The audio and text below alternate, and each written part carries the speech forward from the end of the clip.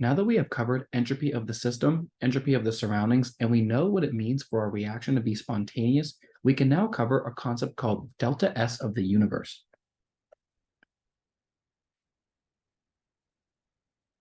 Delta S of the universe, or the entropy of the universe,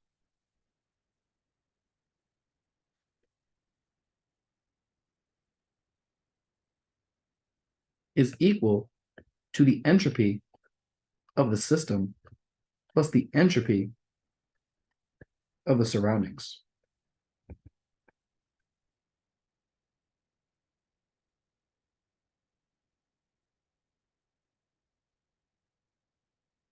So the delta S of the universe is something that we can equate to the delta S of the system and the delta S of the surroundings to tell us the overall entropy that is going to happen in the universe for a given process.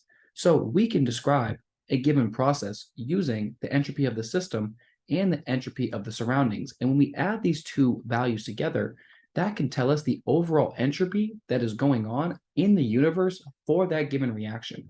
So delta S of the universe has two possible values. If delta S of the universe is greater than 0, we can say that this given process that we are talking about, or this given reaction that we are talking about, is spontaneous. And if the delta S of the universe is equal to 0, we are at equilibrium for that given process or reaction. Delta S of the universe can never be negative. You can only have the delta S of the universe be positive, and that would describe a spontaneous reaction, or delta S of the universe be equal to 0 to describe an equilibrium reaction. If delta S of the universe were negative, it would simply mean that the opposite or the reverse reaction of whatever process that we are talking about is spontaneous. So we cannot denote delta S of the universe being negative. So one thing to note, delta S of the universe can tell us if a reaction is spontaneous or not. However, delta S of the system alone cannot tell us about spontaneity.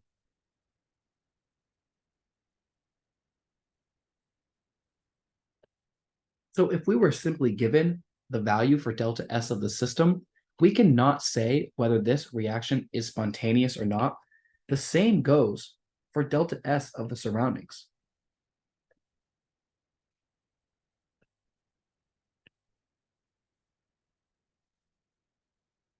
So again, knowing the individual values of delta S of the system or delta S of the surroundings cannot tell you anything about the spontaneity for that reaction.